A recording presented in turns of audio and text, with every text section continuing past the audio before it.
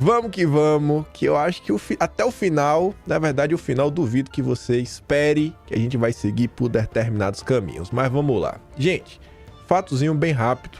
Ontem, Andresa Matais diz que Lula está negociando nomeação de Lira e Pacheco como ministros do seu governo. Por que eu quis colocar isso aqui? Eu acho que está bem claro. Tanto Lira quanto Pacheco, eles comandam o poder legislativo, um na Câmara, outro no Senado. Se Lula já está conversando com eles, vocês acham que eles fariam alguma coisa contra o Lula nesse momento? Alguma coisa que fosse minar os interesses do Lula? E ambos são zeros à esquerda. Qual é o apoio, sabe? O apoio verdadeiro junto ao povo que ambos possuem. Eles precisam encontrar alguma forma de não desaparecer. Ou você acha que o Lira vai começar a publicar vídeos em seu Instagram para ficar em busca de engajamento para tentar ser senador por Alagoas nas eleições de 2026? O Pacheco aí é uma situação ainda mais crítica. Mas tá ali, ó. Lula começou a discutir com os presidentes da Câmara e do Senado a nomeação de ambos como ministros do seu governo. A primeira conversa sobre o tema ocorreu na semana passada em reuniões individuais com os dois, conforme apurou a coluna. A eventual nomeação de Lira e Pacheco atende a um cálculo político. No caso de Lira, ajudaria a neutralizar o presidente de seu partido, o Ciro Nogueira, um dos opositores mais duros do governo. Pacheco, por sua vez, é do PSD, do Kassab, principal articulador político do Tarcísio. As eleições presidenciais também pautam os acordos envolvendo a sucessão na Câmara e no Senado. O apoio de Lula, Elmar Nascimento e Davi Alcolumbre entregar ambas as casas do Legislativo para a União Brasil, teria como contrapartida União Brasil no seu palanque 26. É o terceiro maior partido, mas União Brasil quer lançar o caiado. Nessas negociações, olha isso, Marcos Pereira ficaria com a vaga de ministro do TCU. Andresa Matais falou isso meio-dia. Final do dia de ontem, Marcos Pereira desiste para apoiar o Hugo Mota. Uai, mas e o Marcos Pereira tá ali, né? Tá no acordão. O Marcos Pereira não é candidato, mas pode ocupar um lugar no TCU. Curioso essas peças se movimentando. E eu acho que essa notícia vai conectar com a última notícia do vídeo de hoje. Tenho essa impressão, não sei porquê. E ainda sobre Marcos Pereira, dias atrás, finalzinho de agosto, Lauro Jardim, que vocês já devem estar cansados de saber, é o porta-voz do mercado financeiro, disse que quem estava articulando, né, tentar dar uma força aí na campanha do Marcos Pereira, é um grupo estrelado de deputados que se reuniu na casa de Rodrigo Maia. É o único nome que é citado na nota. Rodrigo Maia, hoje, ele está à frente de tipo um grupo desse, né, que representa instituições financeiras, né? É o papel do... É tipo uma Febraban 2.0. Curioso, né? Deve ser por isso que saiu essa nota no Lauro Jardim. Então, parece que Marquinhos Censura tem apoio do mercado e eu acho que o TCU é uma posição muito importante para o mercado. Quem acompanha os vídeos de forma mais recorrente, teve alguma discussão recente envolvendo o TCU e um grande banco, o Banco do Dedé. O Banco do Dedé e o TCU. Rapaz, que coincidência, né? Deve ser tudo coincidência, mas vamos continuar. Inquérito das Fake News completa 2.000 dias sem previsão de conclusão. Um tema que vem sendo aí abordado de forma cada vez mais frequente pela imprensa, e essa nota até fala, né, que ela relembra entrevista recente. O ministro e presidente da Corte, Luiz Roberto Barroso, falou que ele pode estar caminhando para o final. E muita gente aí falando que isso pode ser uma coisa muito importante, né? Ele falou, já passou 5 anos, mais de 2.000 dias, eu acho que uma hora tudo tem que chegar a seu fim. E quase encerrando esse bloco de alguns fatos que rolaram, tanto a Mônica Bergamo quanto a turma do Metrópolis, que se somaram aí às matérias que estavam saindo na Globo, senadores desafiam o Supremo e seguem fazendo postagem no Twitter. Eduardo Bolsonaro ignora a ordem do ministro. Tô usando o Twitter do Brasil. Então tá aí. Será que vai vir algum tipo de punição? E realmente aí para chegar nos finalmente, inédita, ação do Novo contra a ordem do ministro deve ir a plenário no Supremo. Segundo ministros ouvidos pela coluna sob reserva, não há precedentes de ADPF questionando ordem monocrática de magistrado do Supremo. Mais do que isso, eles lembram que a decisão já é colegiada, pois foi referendada pela primeira turma. Sorteado o relator da ADPF, do Partido Novo, o próprio Cássio admitiu a interlocutores, nesta terça, o ineditismo da ação. Segundo relatos, o magistrado está analisando o caso e sinalizou que pode submeter a matéria diretamente ao plenário da Corte. Eu não apostaria que... Eu acho muito difícil ter algum tipo de revisão. Eu acho que talvez o pedido da OAB, que a OAB pediu para rever a questão da multa da VPN e rever em plenário, o da OAB eu acho que tem uma condição maior de avançar. Achismo meu, posso estar errado. Mas vai gravando aí o que a gente for nesse início. A gente vai voltar nisso lá daqui a uns 50 minutos. O Verivaldo voltou ao lado do Serapião às 11 horas da noite de ontem. Mensagens mostram ordem do ministro para endurecer contra o Twitter o início de atrito contra Elon Musk. Tudo a ver com as coisas que estão acontecendo recentemente, né? O próprio banimento do Twitter, mas tá ali. Conversas entre auxiliares do ministro, lá no TSE, mostram como o ministro ordenou o endurecimento contra o Twitter após Elon Musk assumir a empresa e se negar a fazer a moderação de conteúdo nos termos definidos pelo magistrado. Vamos ver do que está falando. As mensagens são de março de 2023, 5 meses após a eleição no Brasil. Já tinha passado a eleição. E tratam de publicações sem relação direta com assuntos da alçada do TSE. Elas mostram o início do atrito entre a plataforma e o ministro, que dura até hoje e resultou na ordem de suspensão do Twitter no país. Em 2022, o Tribunal Superior Eleitoral firmou parcerias com as redes sociais para, por meio de alertas, recomendar a exclusão de publicações que, segundo avaliações internas da Corte, espalhavam mentiras ou discursos de ódio. As mensagens revelam que, passada a eleição e já sob comando de Musk, o Twitter passou a não concordar com os pedidos do ministro. Os diálogos aos quais a Folha teve acesso são de um grupo no WhatsApp, formado pelo juiz auxiliar, o Marco Antônio Vargas, e por integrantes da AEED, Assessoria Especial de Enfrentamento de Desinformação, também do Tribunal Eleitoral. Aspas. Então vamos endurecer com eles. Prepare relatórios em relação a esses casos e mande para o inquérito das fake news. Vou mandar tirar sob pena de multa, dizia a mensagem do ministro, que foi reencaminhada no grupo Vargas. E que o Vargas logo acrescentou, vamos caprichar, né? Eles não querem fazer? Então vamos endurecer para cima deles. Mete aí no inquérito, vamos botar a multinha aí. Se não tirar, vai ter multa. Desde então, o ministro tem aplicado multas e ordenado a retirada de conteúdos publicados no Twitter por meio de decisões na Corte. A conversa sobre a mudança de postura com a plataforma ocorreu em 17 de março de 2023, logo pela manhã, às 6 horas e 58 minutos. Você vê que o pessoal acorda cedo, viu? O pessoal acorda está trabalhando. O juiz auxiliar Marco Antônio Vargas mandou no grupo uma publicação de uma mulher sobre a soltura de presos pelos ataques golpistas do 8 de janeiro. Foi o, entre aspas, né, Tribunal Internacional. O Mula, o ministro, e esse governo usurpador estão sendo acusados de crime contra a humanidade, prisões legais, um monte de coisa, dizia trecho da postagem. O que não, meio que não, enfim. Bom dia, preciso do contato do Twitter, pediu o juiz auxiliar do grupo.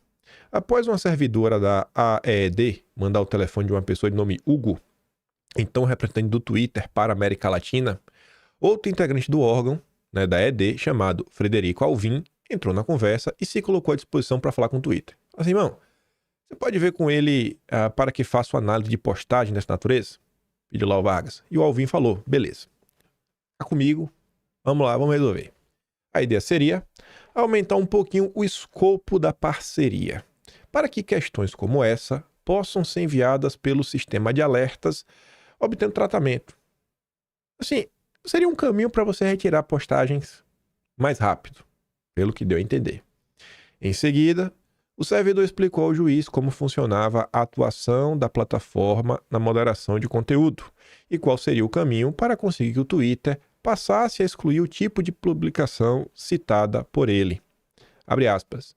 Acho que reivindicar uma alteração formal da política seria muito demorado e dificultoso, porque dependeria da boa vontade do time global, agora subordinado ao Musk, que faz sentido, né? Você para mudar uma política da empresa, você não vai mudar, não vai ter uma política para a América Latina, uma para a América do Norte, uma para a Europa. Não, você tem uma meio que global, uma política de moderação. Se você quiser realmente mudar isso, tem que falar com o globo. Em tese, realmente seria algo mais demorado.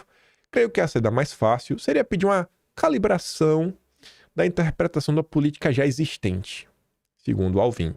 Segundo ele, a política de integridade da plataforma se aplicava em 3 circunstâncias. Primeira delas, eleições.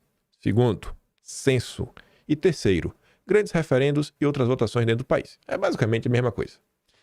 Como não estavam em período eleitoral, disse o Alvin, o caminho seria defender que, embora as eleições tenham terminado e o novo presidente empossado, esses ataques mantêm acesa a possibilidade de novas altercações. Às 9h45 da manhã, o servidor informou o juiz auxiliar ter agendado uma reunião com o representante da plataforma para meio-dia daquele dia. Vou tentar o seguinte, nesta ordem de preferência. Primeiro, que removam conteúdo e se comprometam a remover outros semelhantes sempre que acionarmos pelo sistema de alertas. Você vê que esse tweet em específico incomodou. E aquele típico tweet que não tá falando nada com nada, viu? Me perdoa. Que denúncia é essa que a pessoa tá escrevendo? Que denúncia é essa que a pessoa está escrevendo? Mas assim, né? Porque também, sabe? Se eu entenderia, eu realmente entenderia se esse tipo de postagem que incomoda tivesse sido feita por um grande perfil, sabe? Um grande influenciador, um grande jornalista, um deputado, um senador. O pessoal tem que, sabe? Acho que tem que amolecer um pouco o coração e entender, às vezes, a cabeça do cidadão comum. O cidadão comum, muitas vezes, ele não tem um conhecimento profundo. Às vezes ele ouviu uma coisa, entendeu outra, e aí o telefone sem fio foi crescendo, crescendo, e acabou falando coisa, sabe, que não condiz com a realidade concreta dos fatos. Mas, pô, sei lá, bicho, acho que tem que relevar um pouquinho algumas coisas, sabe? A menina lá fez o tweet dela, lá, aquela senhora que eles queriam tirar. Olha toda a confusão por causa de um tweet. Beleza. E 2. Que ao menos removam esse tweet em específico. Remove esse. Imediatamente. Enquanto discutimos ajustes nas políticas, né, na reunião com o CEO, disse o Alvin. E o juiz falou, perfeito, beleza, bacana. Após expor a tática, Alvin fez questão de adiantar as dificuldades que enfrentavam com Musk no comando da empresa. Vou ver o que eu consigo. Mas ele já adiantou que, com a entrada do Musk, a equipe dele deixou de tomar decisões de moderação. Essas decisões estão sendo tomadas por um colegiado do qual eles não participam. Às 12h35, logo após terminar a reunião com Hugo Rodrigues e uma pessoa de nome Adela, a turma lá do Twitter, o Alvin mandou algumas mensagens no grupo para informar o juiz auxiliar sobre o resultado da conversa. E qual foi o resultado? O representante falou para o Alvin, deixou claro que fora do período eleitoral, as regras a serem seguidas seriam as regras gerais, sem tratamento específico para o TSE ou para publicações como que foi enviada. Ó, cara, não está no período eleitoral, me perdoa, a gente não vai poder. Essa publicação aqui da menina, a gente não vai tirar. Com a entrada do Elon Musk, a moderação caminha cada vez mais para ter como base a proteção da segurança, mais do que a proteção da verdade. Trocando em miúdos, uma mentira desassociada a um risco concreto tende a não receber uma moderação. A menina falou, tá lá no Tribunal Internacional. Mentira. Isso aí não tem a ver com... Não vai ter uma coisa contra os envolvidos que estão sendo citados na mensagem. Enfim, a moderação só ocorre quando houver discurso violento, discurso de ódio, de alguma espécie mais palpável de dano, né, incitação de um ato, depredação, coisa do tipo. Com o detalhe de que o risco à democracia, por não ser tangível, não entra nesse conceito, né? Isso aqui é essa postagem é um risco à democracia. Difícil explicar. Ainda segundo o relato dele, para derrubar ou bloquear as publicações com ofensas ao ministro, seria necessária atuação judicial. Cara, você quer derrubar, então tem que ter uma atuação, aqui uma ordem expressa, ó, a justiça determinou a remoção, tantas horas, se não remover, tem multa e tudo mais. Enfim, tentei convencê-los a procederem à retirada, apontando que as regras deles prevêem como irregularidades os casos de assédio, incluindo insulto. Mas na visão do Twitter, o insulto em si, sem o risco de violência, não enseja moderação, porque eles não estão tutelando a honra, mas, de novo, a segurança. Então, essa questão de honra, segurança e tudo mais, aí você aciona a justiça, a calúnia, difamação, injúria e tudo mais. A explicação dada pelo representante da plataforma era de que o combate à desinformação ele seria feito com ferramentas como as notas de comunidade. Isso aqui é interessante. Isso aqui é um ponto interessante. Esse tipo de opinião, ela ecoa entre algumas pessoas do consórcio. Eu tô na dúvida, mas eu acho que foi o Pablo Hortelado que escreve no Globo. Eu tô em dúvida, estou em dúvida. Mas eu acho que em algum momento o Pablo Hortelado falou sobre isso.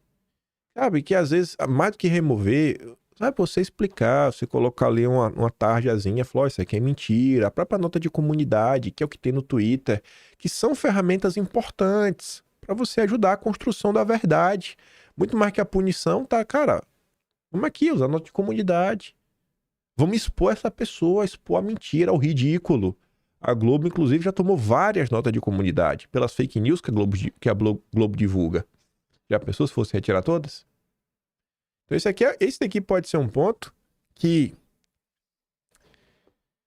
se bem discutido,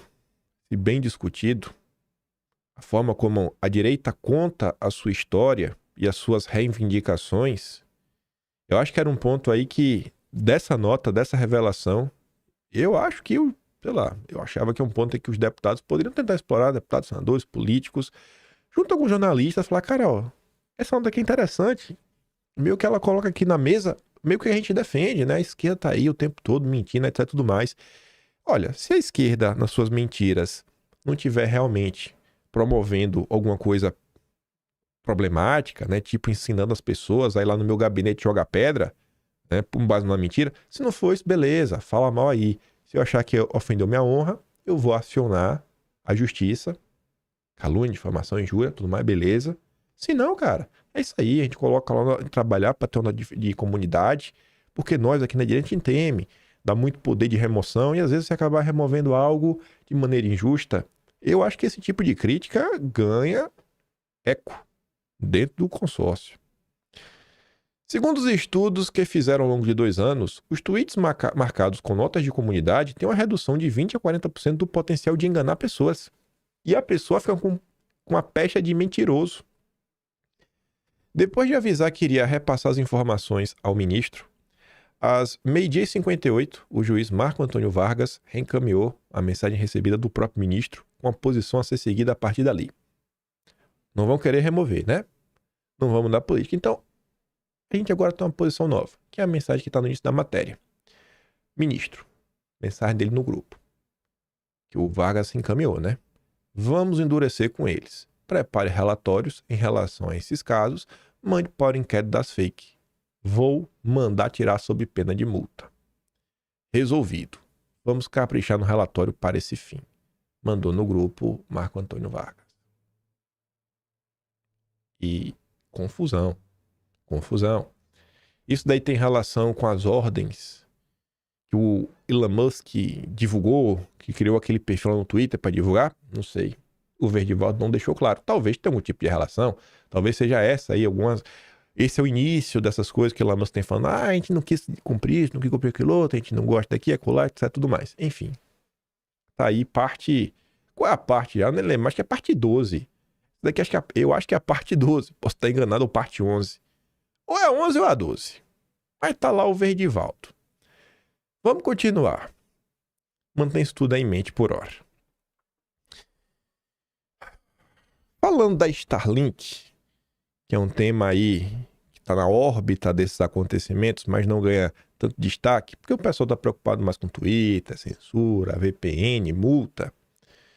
Assim, a gente está falando, né? Pô, o governo monitora a operação de Starlink após bloqueio de contas. ver se vai continuar prestando serviço. E a CNN explica que telecomunicações são um dos setores classificados pelo governo como infraestrutura crítica por ter instalações, serviços, bens e sistemas que, se forem interrompidos, podem provocar um efeito cascata, com impacto social, ambiental, econômico e a segurança do estado da sociedade. Vocês devem lembrar, a gente comentou em vídeo recentemente, que o Elon Musk falou que não ia cumprir a determinação de tirar o Twitter do ar. Você deve lembrar disso, né? Não vamos tirar.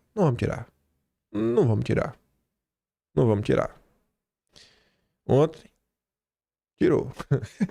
Ontem tirou. Para nossos clientes no Brasil, a equipe Starlink está fazendo todo o possível para manter você conectado. Após a ordem da semana passada, que congelou a ação da Starlink e impede a Starlink de conduzir transações financeiras no Brasil, imediatamente iniciamos procedimentos legais no Supremo, explicando a ilegalidade grosseira desta ordem e solicitando ao tribunal que descongele nossos ativos. Independentemente do tratamento ilegal da Starlink no congelamento de nossos ativos, estamos cumprindo a ordem de bloquear o acesso ao Twitter no Brasil. Então, o Elon falou que não ia e agora arregou. Não tem outra palavra. Outra coisa, ele voltou atrás, né? Se não quiser usar o arregou. Vai juntando. A gente vai voltar a falar de tudo isso lá na frente.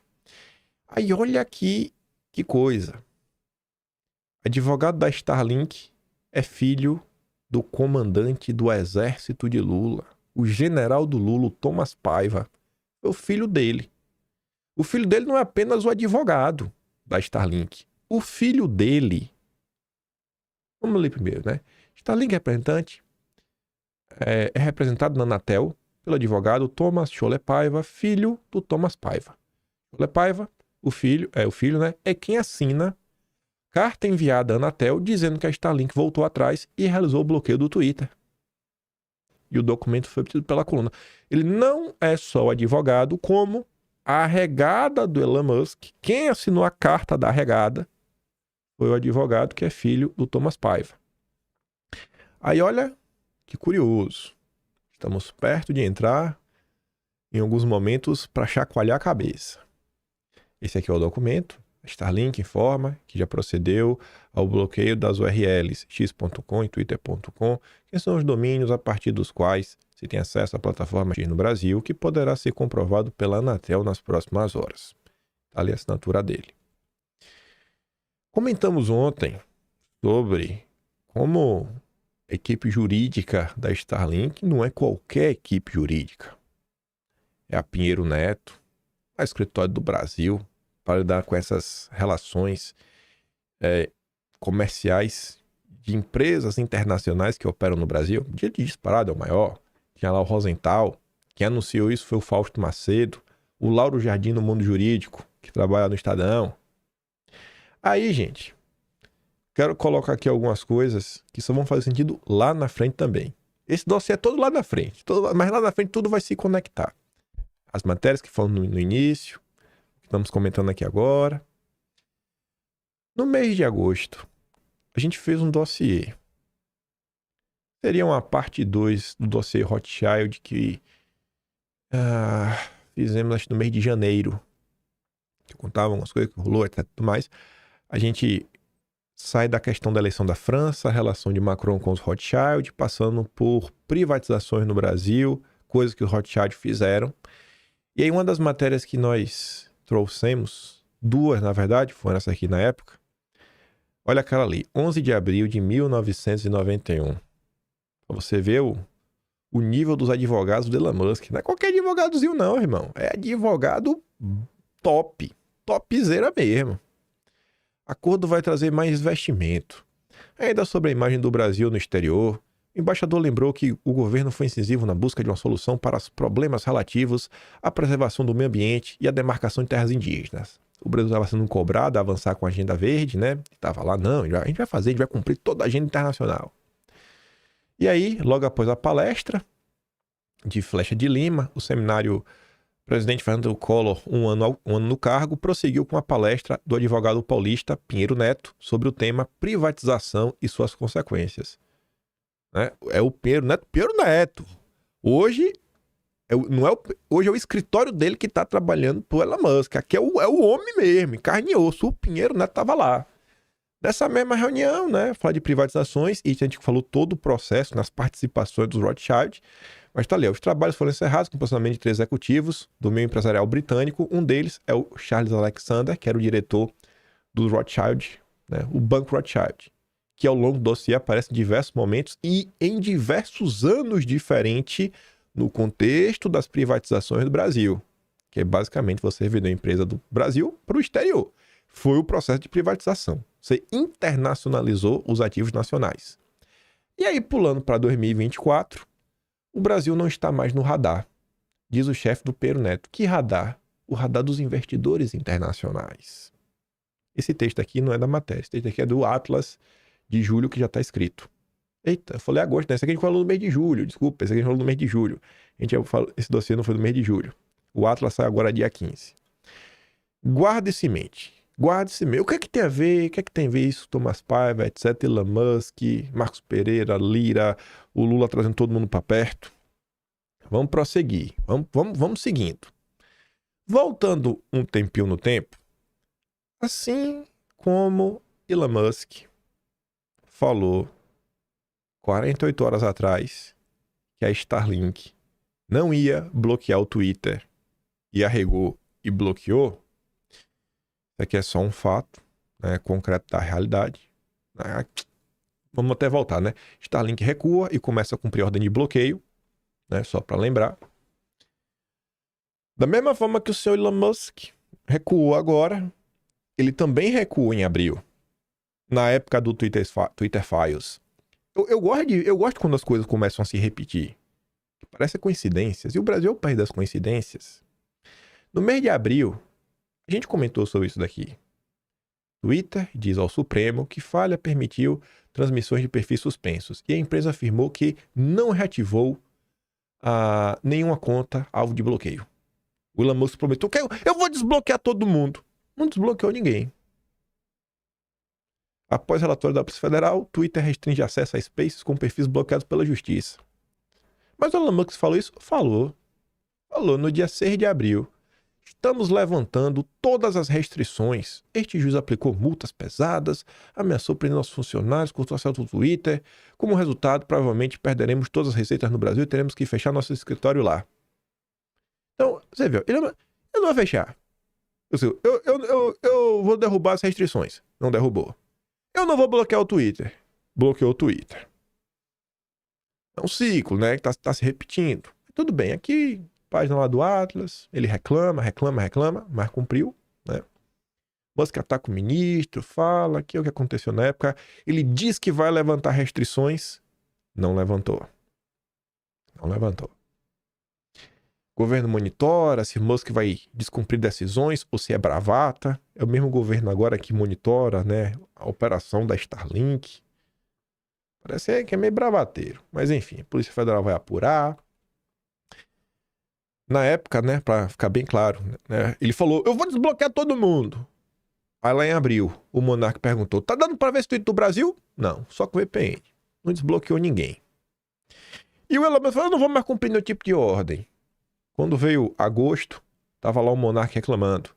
O Twitter suspendeu minha conta. Qual é, Elon Musk? Você tá obedecendo as regras? Por quê? O Monark ficou indignado. Beleza. Da mesma forma que tem uma coisa que chama ainda mais a minha atenção. O Elon Musk, esses dias, ele criou um perfil para divulgar todas as decisões que estão sendo tomadas, e que é isso, que é aquilo outro, tudo mais, pipipi, ppp. O grande ponto é que ele já tinha dito isso também em abril. Em abril, o Elon Musk também tinha feito, não, vou aqui, a gente vai publicar tudo que foi exigido pelo ministro. Ele falou assim, em abril, tá falando agora de novo. E isso assim, é só um fato. As revelações que o Elon Musk colocou agora, ele já tinha contado as revelações desse novo perfil criado, ele já tinha revelado antes. Tinha sido no perfil lá do Global Affairs, que é aquele perfil que lida com os governos. Então, o Elon Musk, ele tá requentando as denúncias. Não tem nenhuma denúncia nova. Então, pra que não? Vamos aqui colocar. Mas tu já falou isso em abril, Elon Musk. Aí tu tá falando agora de novo. E as tais denúncias, elas são requentadas. Você tá começando a pensar. E deve estar se perguntando, tá? E tu quer chegar onde? Onde você quer chegar? Lembra que no início do vídeo, na introdução, eu falei que a gente ia falar de Revolução Colorida? E falou, o que é que tem a ver tudo que tá acontecendo? Bom, antes de falar sobre a Revolução Colorida, relembrar algumas coisinhas que falamos nos últimos dias. Isso aqui tá no vídeo de ontem. Eu não vou entrar nessa matéria. Mas eu destaquei que o Mário Nawfal, que até interage com o Elon Musk, estava naquele dia que... naquela entrevista que Bolsonaro deu. Acho que Bolsonaro acabou não conversando com o Elon Musk diretamente. Mas o Mário é o que estava lá organizando Spaces, etc. Tudo mais, foi esse rapazinho aqui. E ele compartilhou a nota, que a nota chamou minha atenção, porque eu conhecia o autor dela, que é o Coríbico. E o Coríbico é um cara que desde... Acho que desde março do ano passado. Desde março do ano passado. Eu acho que foi de março. Ele começou a fazer algumas denúncias de que estaria a ocorrer no Brasil uma revolução colorida a favor do Lula. O que, em tese, não faz muito sentido no primeiro momento, porque a revolução colorida você faz pra você meio que tentar fazer uma mudança de regime. O Lula é presidente, você vai... Como assim uma mudança de mudar o regime pró-Lula? Então, teve isso aqui nos últimos dias. Coríbico é um cara que estaria alinhado a essas ideias de um mundo multipolar, muito mais alinhados ao BRICS do que o mundo ocidental. Então, a crítica que não está vindo do consórcio, né? Não está vindo... Não é o Biden, não é o Macron falando, o Lula está muito próximo da Venezuela. Não, não é sobre isso. Nos últimos dias, a gente comentou sobre isso aqui também. Rui Costa Pimenta, que lá atrás, na fundação do PT, uma das alas do PT era o PCO. E um dos pontos que o Coríbico está apontando na sua nota é que o PT, ele passou por uma divisão. O PT hoje tem 2 blocos, e hoje o bloco mais poderoso dentro do PT é o bloco globalista.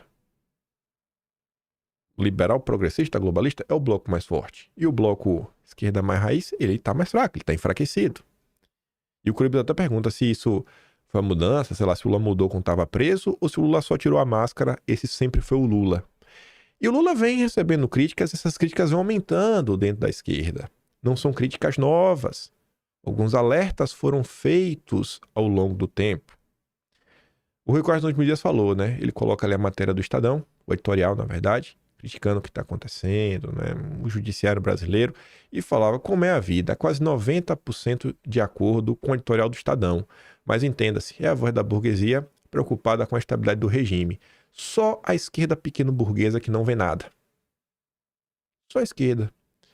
Porque você vê que tá... As coisas estão meio que mudando no Brasil. É difícil até você explicar. É fácil constatar. Quem acompanha a política consegue constatar de forma fácil que as coisas estão mudando, para pior. Quem não acompanha a política, se você fala que as coisas estão mudando, o cara vai falar que tu é maluco. Como assim, uma mudança de regime? E você realmente vê, né? Esse negócio de mudança de regime tem tudo a ver com a Revolução Colorida. E ele falando, pô, a esquerda pequeno-burguesa. Seria essa esquerda globalista. Tá alinhada ao que está acontecendo. Depois, no dia seguinte, a gente também comentou em vídeo, o Rui Costa compartilha um post do perfil oficial do PT no Senado, que o perfil do PT está compartilhando o Karl Popper. O Rui até diz, o PT adota um novo guru. Ele fala que é reacionário. Reacionário não tem nada, né? O Karl Popper, ídolo de Jorge Soros, o maior golpista fora dos governos imperialistas. O Karl Popper, ele realmente é o guru do Jorge Soros. A tese do Karl Popper é a tese das sociedades abertas versus as sociedades fechadas. Como é o nome da ONG do Jorge Soros? Open Society. Qual a tradução para o português? Sociedade aberta. É exatamente. Assim, ele não tá usando figura de linguagem. O Karl Popper, ele realmente é o guru do George Soros. Eu venho falando que, pô, o governo Lula, para você entender em toda a sua magnitude, você não pode ter aquela visão fechada e tentar empurrar o Lula na caixinha, como se o Lula fosse o grande líder do Foro de São Paulo, aliado de primeira hora de Cuba, Venezuela, etc. Tudo mais. Gente, o Lula até hoje não reconheceu a eleição do Maduro. Isso não é normal, isso não é pelo menos esperado. Todo mundo achava que o Lula ia bater pau pro Maduro, mas na bola dividida, o Lula tá seguindo a posição Estados Unidos, Europa. E aí eu quero voltar um pouco no tempo para 10 de dezembro de 2022. À esquerda temos o Pepe Escobar. Dizem até que o canal dele, quem gerencia é RT, Portal Oficial dos Usos.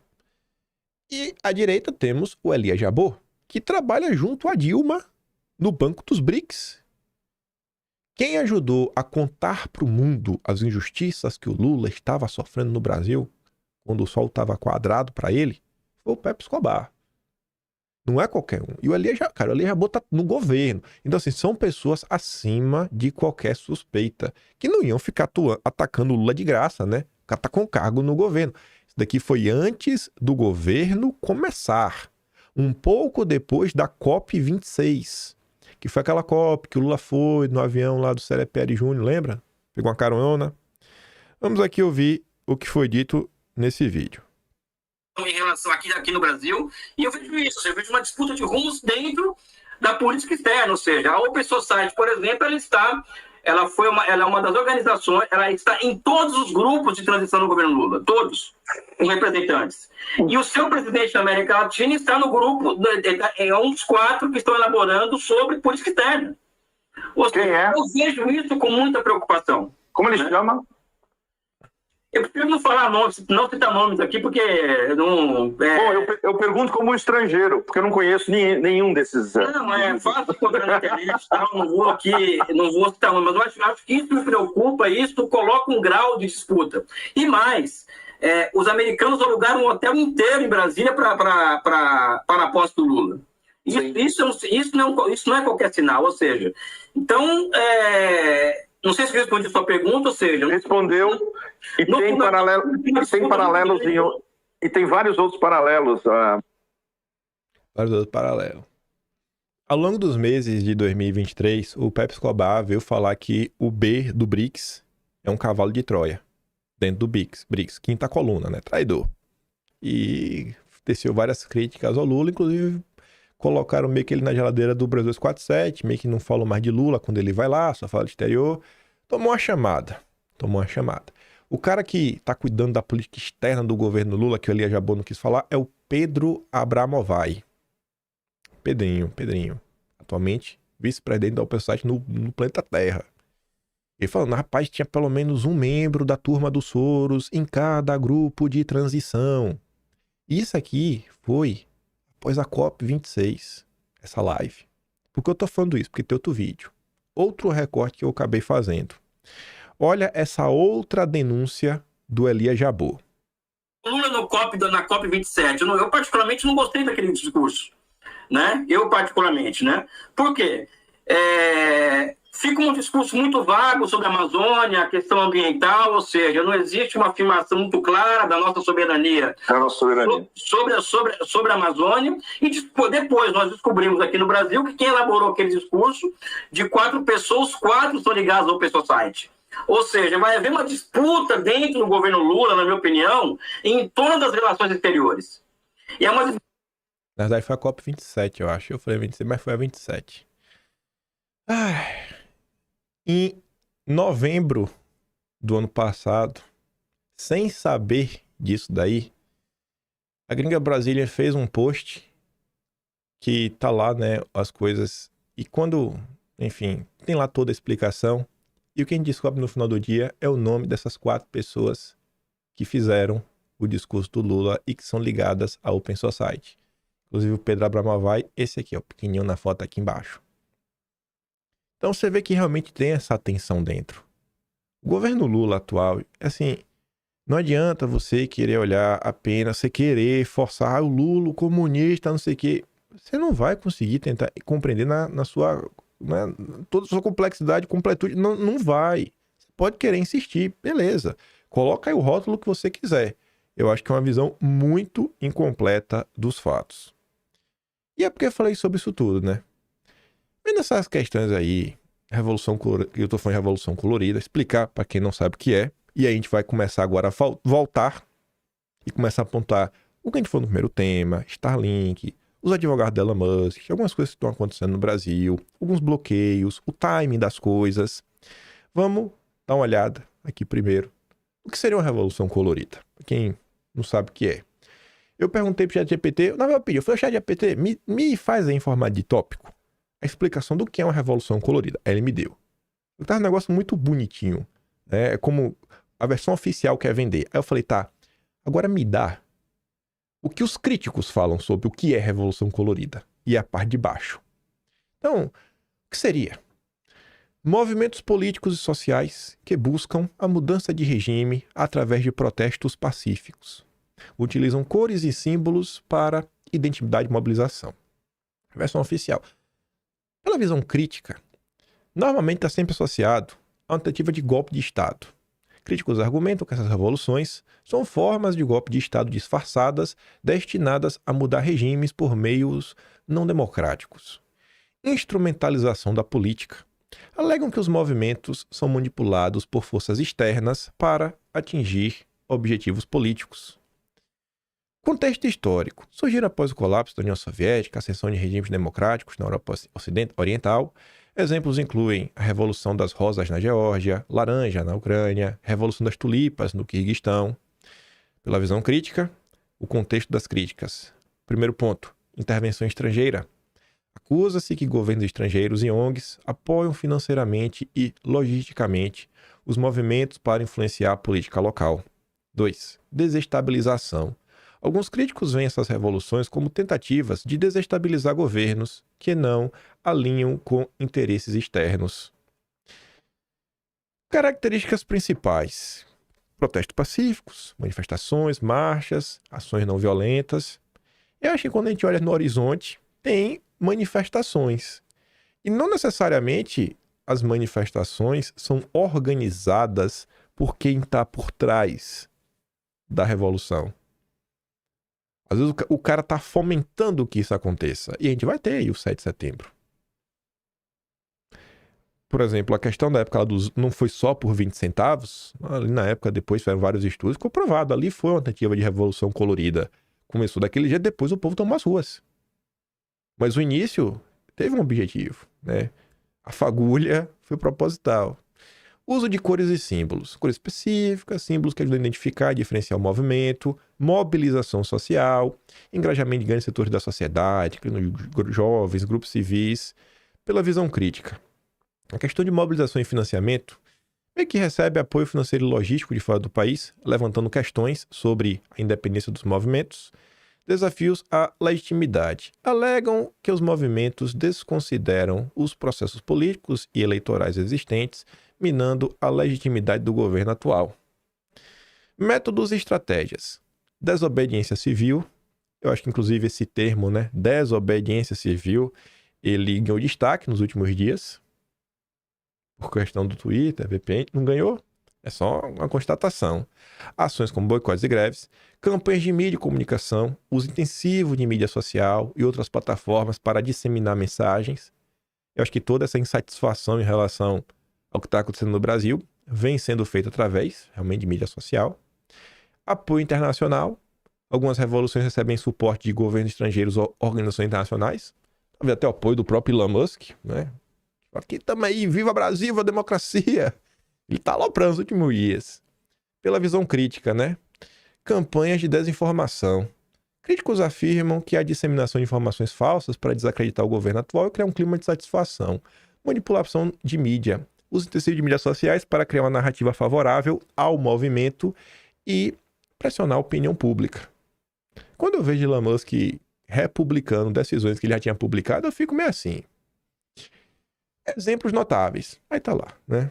E embaixo tá as explicações o que estaria por trás desses eventos.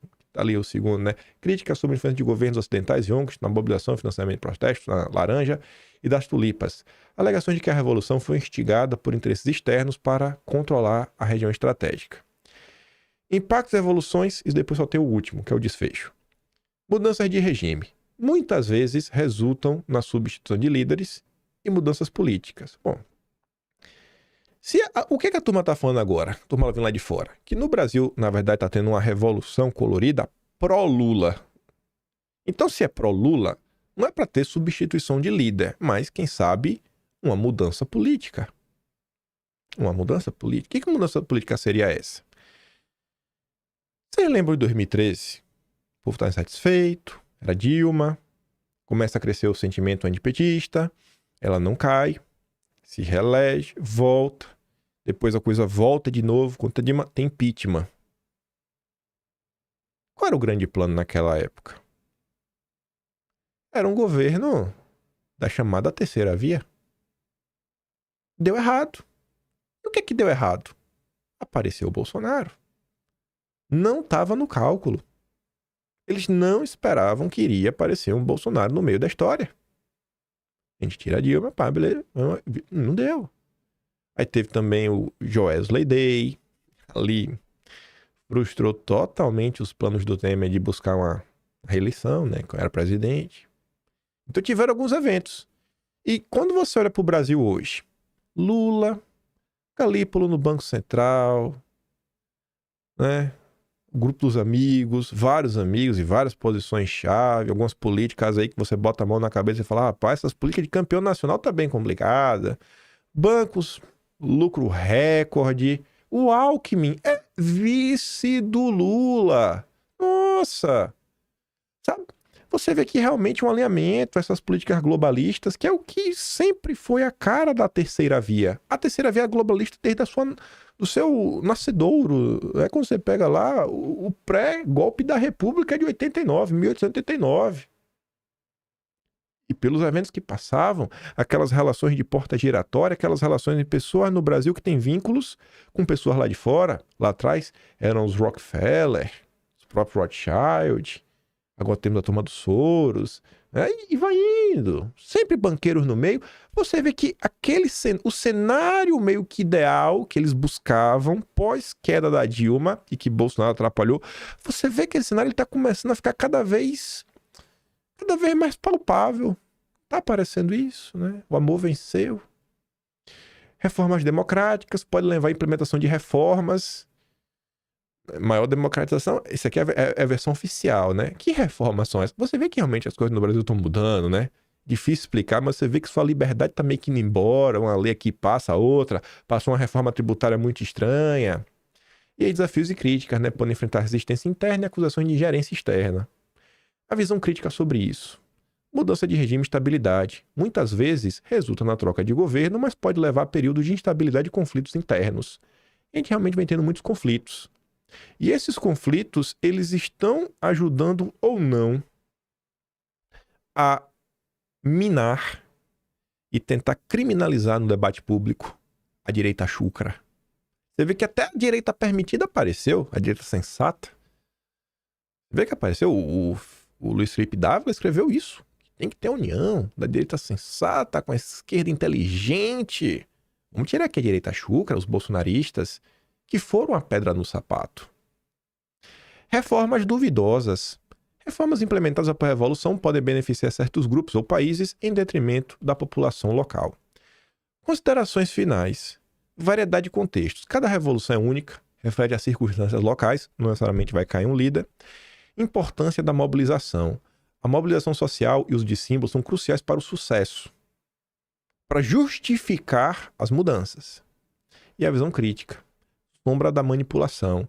A crítica principal é que essas revoluções podem ser mais sobre interesses políticos e geopolíticos do que sobre mudanças reais para a população. Importância da análise crítica. É fundamental analisar os interesses por trás dos movimentos e o impacto real sobre a democracia e estabilidade dos países afetados. Pronto. Após colocar essa tese na mesa, isso é uma tese, né? Na verdade, um evento, né? Uma coisa que acontece, Tentar colocar os pontos da tese, para tentar fundamentar se podemos estar diante de algo assim ou não. E aí eu tenho essa imagem aqui. Que imagem é essa? É de uma árvore. É uma árvore especial? Não. Sabe aquela frase? Eu não sei explicar, eu não vou saber repetir ela, mas eu sei que está no livro de Mateus. Conheceis uma árvore por seus frutos. Uma árvore boa não dá maus frutos. E uma árvore má não vai dar bons frutos. Eu gosto de julgar as coisas assim. Eu gosto de ficar preso na realidade. Eu olho, por exemplo, para apostas. Jogo do Tigrinho. Tá dando errado. É só isso que eu preciso saber, que está dando errado.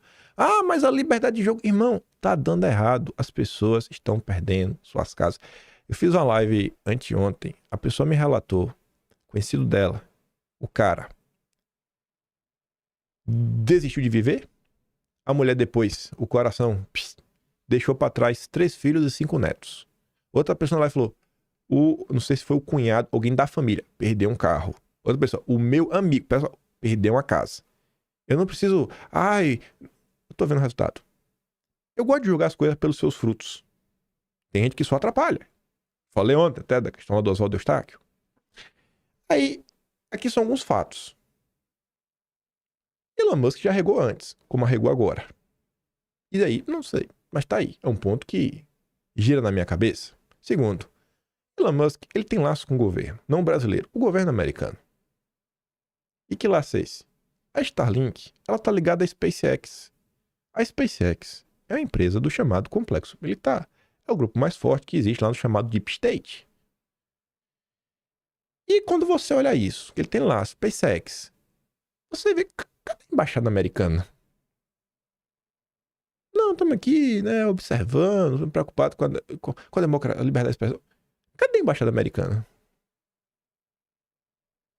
Acho muito curioso, sabe, uma coisa dessa. Rapaz, se fosse algo assim, né, o Maduro travasse as coisas, rapaz, eu acho que ia ter uma confusão miserável. Mas tá assim, né, eu fico assim, o que é que tá acontecendo? Não sei. Outro ponto, os Estados Unidos nunca nos ajudaram. Nunca. Na história do Brasil, os Estados Unidos só entra pra subir e trair. Só.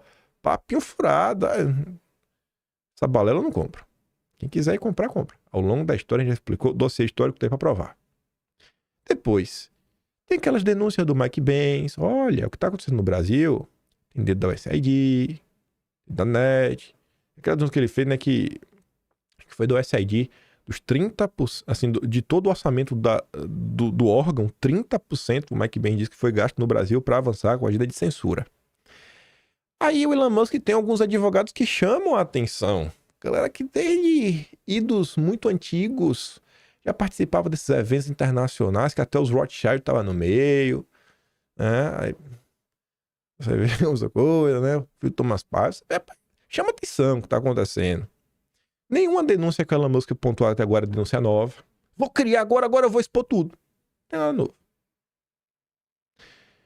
Querendo ou não, desviou o foco da atenção.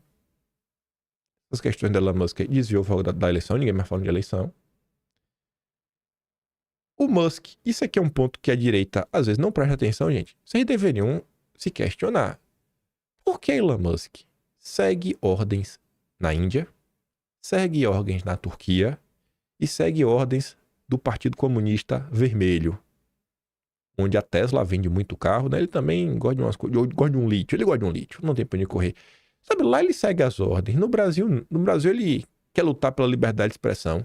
Eu fico meio assim. E quando surge essa história do Elon Musk, cara, ninguém mais ficou falando de talha-ferro, as notícias do Verdivaldo, que estavam assim, ecoando por todo o Brasil, e a imprensa vinha criticando assim de forma dura as revelações. E no meio disso você ainda tem uma fratura dentro da direita. Esse processo gerou porque tem pessoas que não estão tweetando.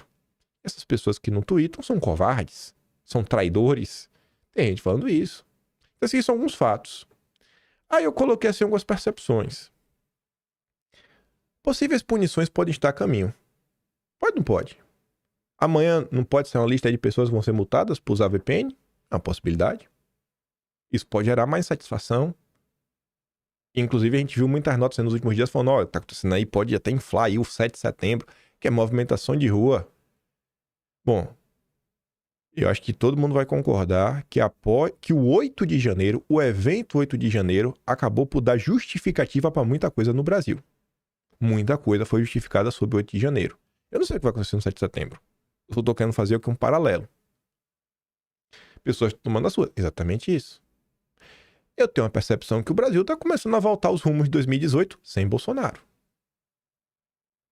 Um cenário sem Bolsonaro, que eu tô falando, né? Assim, Alckmin, né? A turma aí do establishment sempre, todo mundo bonito, um grande pacto nacional de amor, carinho, campeões nacionais. E o Elon Musk, não, ele deixa umas pontas soltas.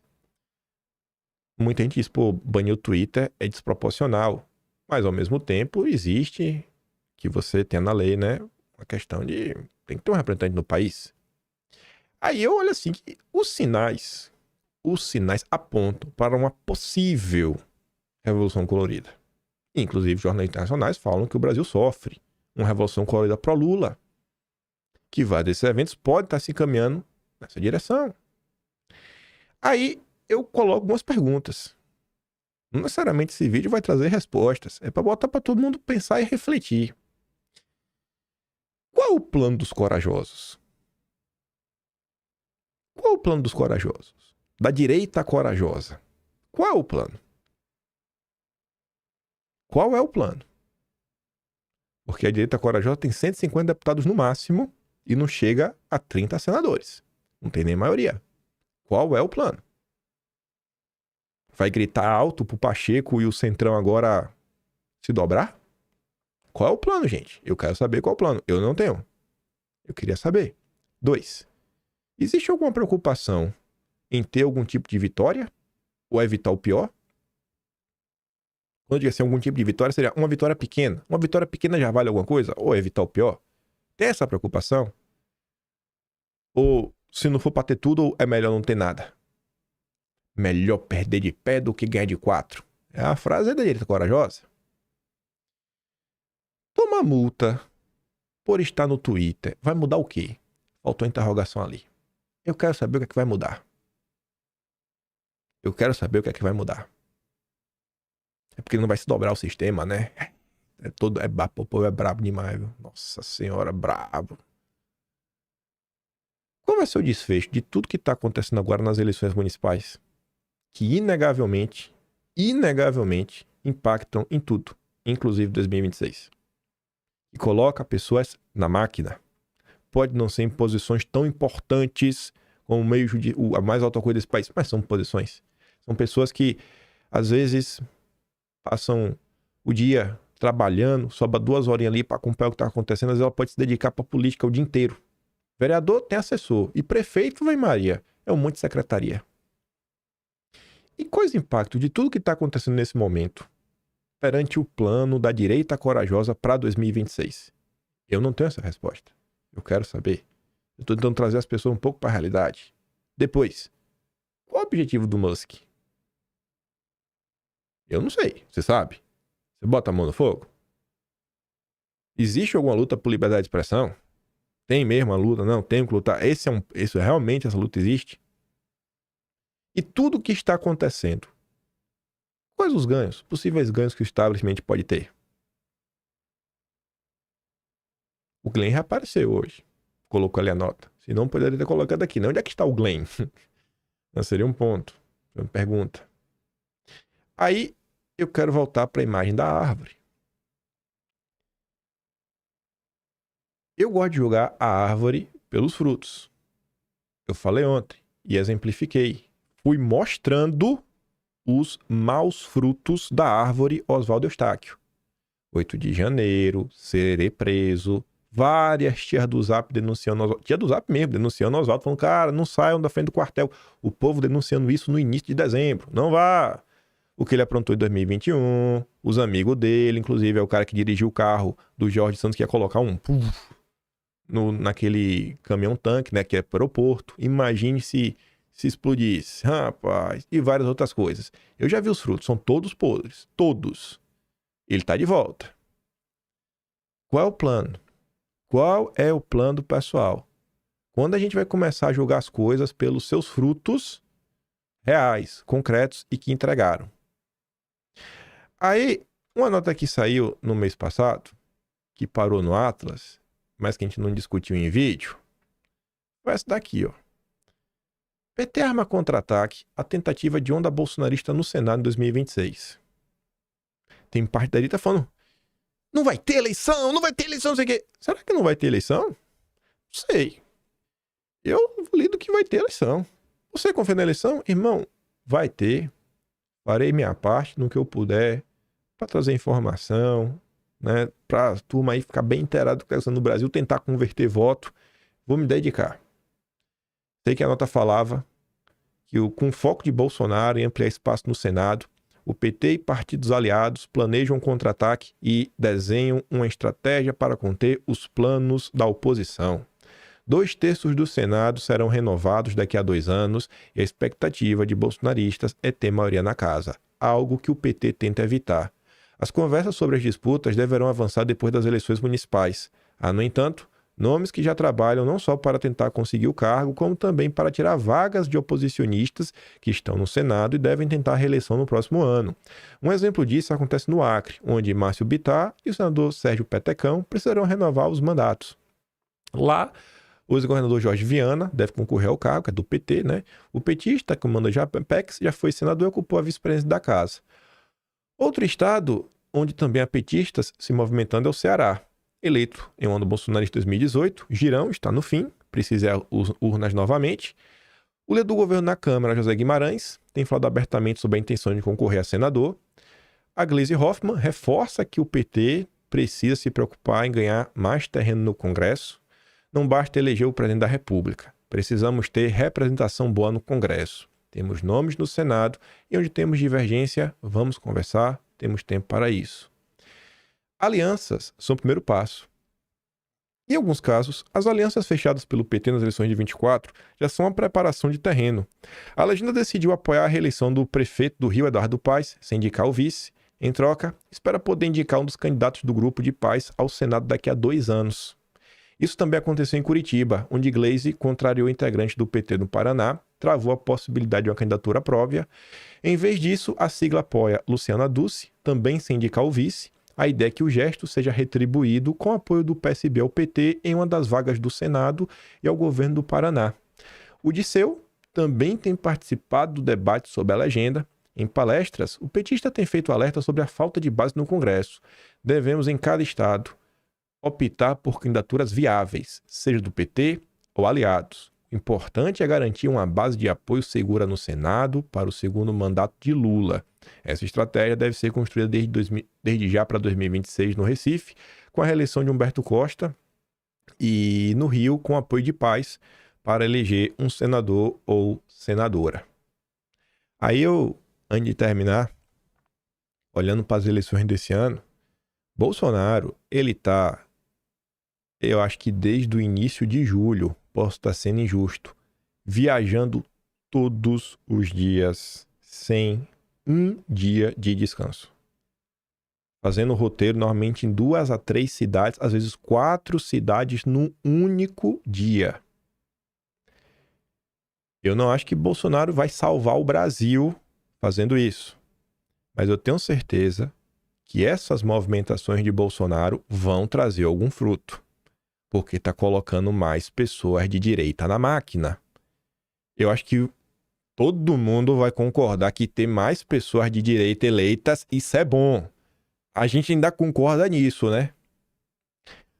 Bolsonaro está sendo destruído sistematicamente desde o início de agosto, diante de várias pautas que aparecem e sempre em torno de coisas estéticas. Cadê o maior líder da direita do país para falar dessas denúncias? Cadê Bolsonaro que não tuita? Qual é o ganho disso? Qual é o ganho disso? Real. Além de lavar a alma de algumas pessoas. Qual é o ganho real disso? O ganho disso, de falar as verdades duras, é maior do que fazer campanha no país inteiro para eleger prefeito e vereadores? O PT está focando em qualquer um que seja aliado deles. Bolsonaro está tentando tirar os petistas. Bolsonaro é um vagabundo, é um frouxo, safado, covarde que não presta para nada. Bom são os nomes novos que aparecem. Eu gosto de julgar uma árvore por seus frutos. Quando eu vejo a bancada que a gente tem hoje, que não é das melhores, mas é a nossa, e que é muito melhor do que os petistas, eu prefiro o pior dos nossos deputados do que o melhor dos petistas. Eu prefiro o pior da direita do que o melhor dos petistas. É de disparado. Só olhar o que cada um defende. Eu acho que essa bancada chegou lá, obviamente, a pessoa, ela trabalhou, às vezes ela já era uma pessoa conhecida na sociedade, ela buscou apoio, ela teve apoio, ela entrou pra política, fez a parte dela. Mas eu acho que também tem um movimento grande que aconteceu. Eu acho que esse movimento que Bolsonaro conseguiu meio que encabeçá-lo, liderá-lo, que vem lá de 2013 para cá, teve uma participação grande no processo. Eu acho que as grandes vitórias que nós tivemos, na maior parte do tempo, são da caneta presidencial de Bolsonaro, porque nunca teve apoio no legislativo, nunca teve apoio em nenhum outro setor. Não tem apoio do empresariado, não tem apoio de nenhuma autarquia, não tem. Cadê o agro? Cadê a ProSoja? Ah, tá dando dinheiro pro Vilela. Dinheiro pro Vilela levar esquerdista no podcast pra meter o pau na direita. Parabéns à ProSoja. Ah, tem uma notícia esses dias. Ontem, um grande empresário do agro que doou pra esquerda e pra direita. Os dois lados. Porque o importante é as pautas dele avançar. Ele não quer saber de nada ideológico, nada. Não falta financiamento para a esquerda, para a direita tem nada. Zero. Então eu faço a provocação para vocês. Tem algumas coisas estranhas acontecendo. Será que Elon Musk é burro? Será que ele é um gênio? Ele tem um plano? Qual é o verdadeiro objetivo dele? Ele tá tocando a música. Alguma música ele tá tocando. Qual? Seria ele o flautista de Hamelin, com aquela história? O cara lá tocava a flauta, tirava os ratos da cidade, o pessoal não foi o que ele fez, ele mandou os ratos de volta pra cidade, daí depois sequestrou uma réplica de gente da cidade tocando na flautinha e foi embora com ele.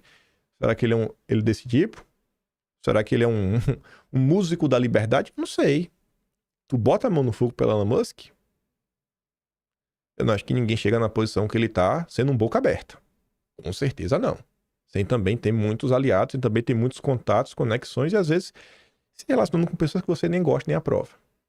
Não é qualquer empresa, Starlink, menos a Terra, mas Starlink, SpaceX tem relação com o governo assim direta. Tem muitos pontos em abertos. Eu acho que pelo menos você chega aqui no falando, cara, tem algumas complexidades. Aí você lembra do início, né? Lula tentando trazer o Pacheco para perto, trazer o Lira para perto, vamos resolver, visando 2026, fechando com republicanos, Kassab. A esquerda está se movimentando. Está tendo sabatina no presidente do Banco Central, várias propostas econômicas passando, passou a regulamentação da reforma tributária, tem agora a própria indicação do Banco Central. Todo dia tem um assunto e às vezes a gente não dá conta. Por quê? Porque esse aqui é um tema central, não tem pra onde correr. Tá pegando aqui no calcanhar de Aquiles da direita, que é a questão da liberdade, e indo para cima da direita. É o pouco que ela tem, é um espaço nas redes sociais. Ela não tem TV, ela não tem jornal, não tem nada. Essa é a direita. Eu tenho noção da minha pequenez. Eu não me engano. Eu não tenho nem 1% do Brasil que me segue. Não tô nem falando que me assiste com frequência. Que 1% teria mais de 2 milhões de pessoas. Eu não tenho 1%. 1%. Eu tenho noção da minha pequenez. Posso ter influência de uma bolha e só. E tenta aqui analisar as coisas. Não acho que nossas grandes discussões aqui vamos salvar o Brasil gritando na internet. Tenta aqui ver, chegar a conclusões, tentar influenciar pessoas com mais poder do que a gente. E muita gente trata a reduzir tudo o que está acontecendo. Tudo o que está acontecendo no Brasil se reduz a... E aí, deputado, você vai ou não vai fazer um tweet? Você é um traidor, hein? Você é um frouxo. É um frouxo, deputado. Não vai botar o teu na rota para tomar multinha de 50 mil reais. Eu já vi vários filmes que se repetem. E eu tô vendo alguns filmes que se repetem nesse momento. Tem coisas estranhas. Eu fico de olho e peço para vocês também. Botem a mão na consciência. Reflitam sobre muita coisa. Que vocês apoiam, deixem de apoiar. Comece a cobrar por coisas um pouco mais concretas. Fujam dessa estética vazia. Ele fala as verdades. Não ajuda em nada. Ajuda em informação. Ajuda em informação. Quanto mais informação você tem, melhor você tá. Tenha certeza. Informação nunca é demais. Boa informação. Olhando. Tirando as suas conclusões. Coloquei aqui várias perguntas.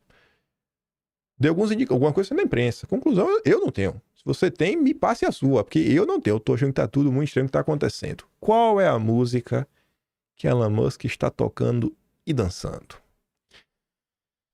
Eu fico por aqui.